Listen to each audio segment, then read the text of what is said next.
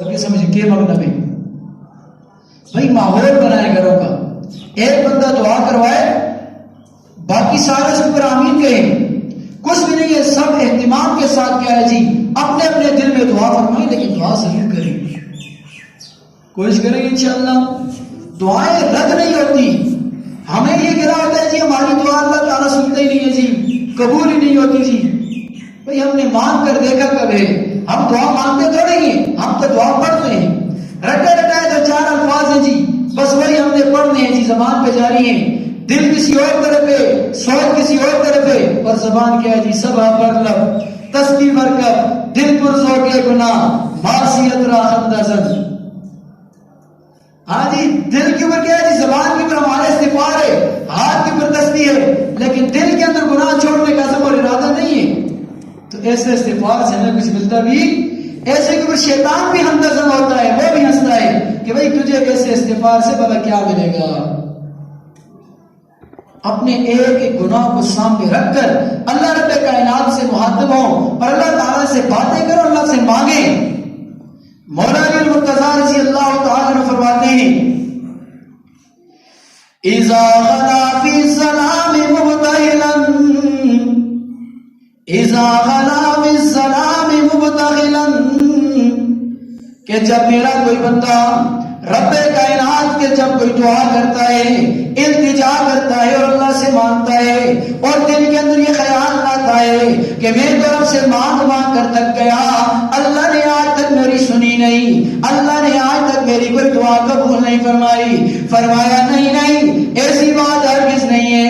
رب کائنات فرماتے ہیں اذا غلا فی الظلام مبتہلا, جب میرا کوئی بندہ رات کی تاریکیوں کے اندر تنہائیوں میں بیٹھ کر مجھے پکارتا ہے اور مجھ سے اللہ اللہ کہہ کر معافی مانگتا ہے, میری غفور الرحیم کی صفت کو یاد کرتا ہے اور مجھ سے توبہ اور استغفار کرتا ہے, اجابہ اللہ ثم لباہ. اور رب کائنات فرماتے ہیں جب تنہائی کے اندر میرا بندہ مجھے پکار رہا ہوتا ہے, میں اس کی پکار کو سنتا ہوں اور اسے تسلی بھی دیتا ہوں. کیسے؟ فرمایا سالت عبدی وانت فی کنفی, میرا بندہ مجھے پکارتے ہوئے شاید یہ خیال کرتا ہے کہ میرا رب مجھ سے بہت دور ہے, وہ میری پکار کو سنتا نہیں. فرمایا ہرگز ایسی بات نہیں, نحن اقرب الیہ من حبل الورید, میں تو بندے تیری شارک سے بھی زیادہ تیرے قریب ہوں. تو مجھے پکار کے دیکھ, ادعونی استجب لکم, تو مجھے پکار, میں تیری پکاروں کو سننے والا ہوں. فرمایا سالت عبدی وانت فی کنفی, میرا بندہ مجھے پکارتا ہے اور گمان کرتا ہے کہ میں اس سے دور ہوں.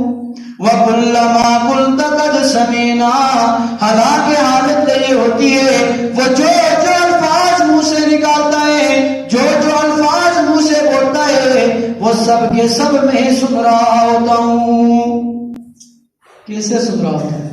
فرمایا کہ جیسے بچہ ماں کی گود کے اندر بیٹھا باتیں کرتا ہے اور ماں محبت اور پیار سے سن رہی ہوتی ہے, اور بعض اوقات بچہ کوئی بات کرتا ہے تو ماں باپ کو وہ بات اچھی لگتی ہے, پھر کہتے ہیں تکرار کے ساتھ بار بار پھر کہو پھر کہو.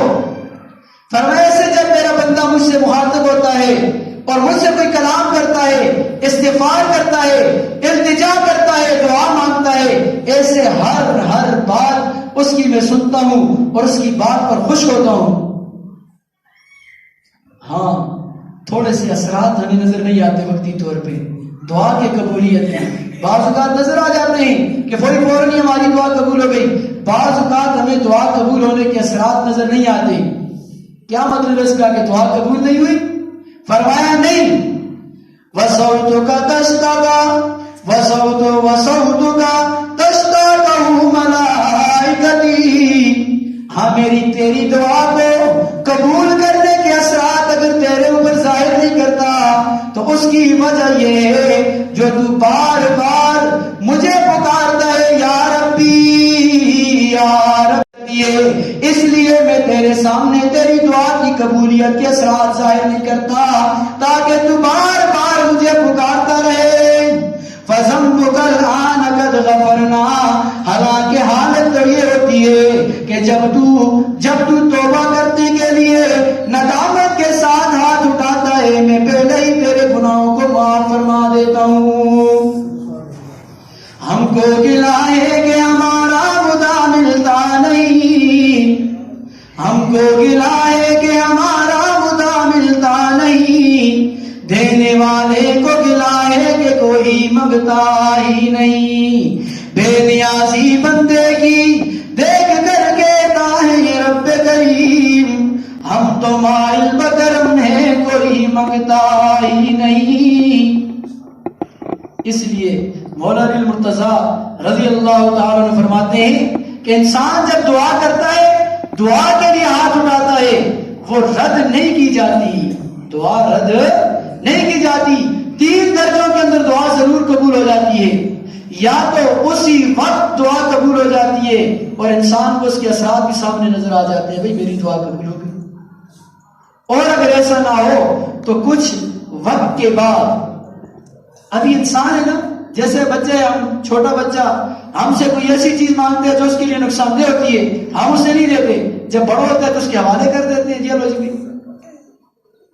ایسے ہی انسان کے لیے بھی بعض اوقات کوئی چیز اس وقت موزوں نہیں ہوتی، بہتر نہیں ہوتی، تو اللہ تعالیٰ ذرا مؤخر کر کے اسے عطا فرماتے ہیں جب اس کے حق میں بہتر ہوتی ہے۔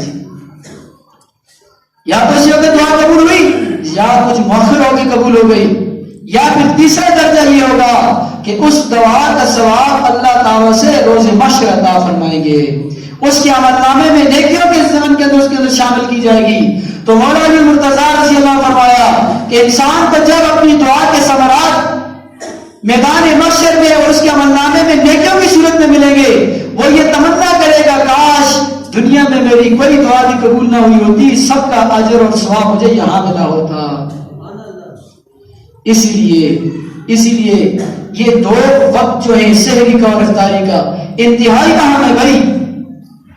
عمومی طور پر میں نے بتایا کہ بھائی سحری کے وقت ہم ایسے بھی اٹھ رہے ہوتے ہیں، عام ایام کے اندر ہمیں تہجد کی توفیق نہیں ہوتی، نہیں اٹھ سکتے، بھائی ایسے بھی ہم نے منہ ہاتھ دھو کے چائے پینی ہوتی ہے، ذرا زیادہ اہتمام ہو جائے، پورا وضو ہو جائے، چائے پینے سے پہلے یا بعد میں اگر ہم 2 رکعت تہجد کے پڑھ لیں، صرف 2 رکعت تہجد کی نیت سے پڑھ لیں اور مختصر پڑھ لیں، 2 منٹ میں 2 رکعت پڑھ لیں، تہجد کا ثواب ہمیں حاصل ہوگا کہ نہیں ہوگا؟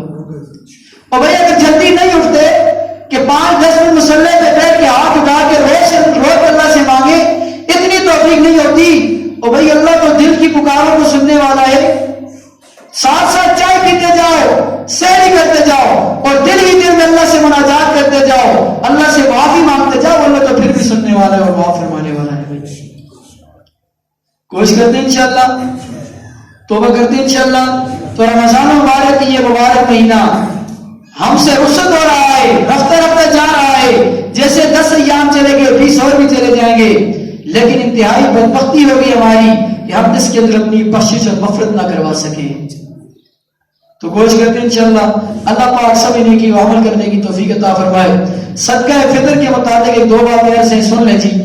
صدقہ فطر، فطرانہ جسے ہم کہتے ہیں، ویسے تو یہ عید کو آنے سے پہلے ادا کیا جاتا ہے، لیکن اگر انہی دنوں کے اندر اگر ہم ادا کر دیں تو ادا کر سکتے ہیں، اور بہتر بھی ہے کہ کوئی غریب بندہ اپنے بچوں کے لیے کوئی چیز خریدے گا یا گھر میں کوئی ضروریات وغیرہ پوری کر دے گا۔ تو علماء کرام اہلیان ڈوڈیال سیرت النبی کمیٹی نے اس بات میں علماء کرام نے مشاورت کی ہے اور جو صدقہ فطر کی رقم متعین کی ہے وہ اس مرتبہ گندم کے اعتبار سے 280 روپیہ ہے۔ کتنا ہے جی؟ گندم کے اعتبار سے جو سب سے کم درجہ ہے صدقہ فطر کا وہ کتنا ہے جی؟ 280 روپے فطرانہ ہے ایک بندے کا۔ اور اگر کوئی بندہ اپنی مالی وسعت رکھتا ہے تو وہ جو کے اعتبار سے دینا چاہے تو 490 روپے، جو کے اعتبار سے کتنا ہے؟ 490 روپے، اور کھجور کے اعتبار سے 2450 روپیہ، 2450 روپیہ، اور کشمش کے اعتبار سے 2800 روپیہ۔ ہم کیا جی ایک ہی لاٹھی کے ساتھ سب مانگتے ہیں، امیر ہو غریب ہو مالدار ہو جیسا بھی ہو، بس کیا ہے جی وہی گندم والا سب ادا کرتے ہیں. حالت ایسی نہیں ہے. جس کو اللہ نے وسعت عطا فرمائی ہے وہ اس وسعت کے مطابق ہے جی صدقہ فطر ادا کرنے کی کوشش فرمائے. اس کی کوشش کرتے ہیں جی.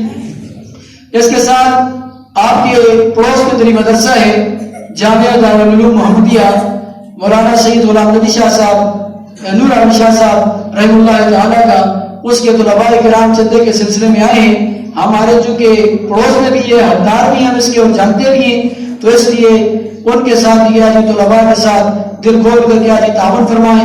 یہ مدارس اور مساجد کا سلسلہ آپ ہی احباب کے تعاون سے چلتا ہے. اللہ تعالیٰ قبول و منظور فرمائے, سمجھنے کی عمل کرنے کی توفیق عطا فرمائے, اور اللہ تعالیٰ ہم سب کے صغیر و کبیرہ گناہوں کو معاف فرمائے. واخر دعوانا الحمدللہ رب العالمین.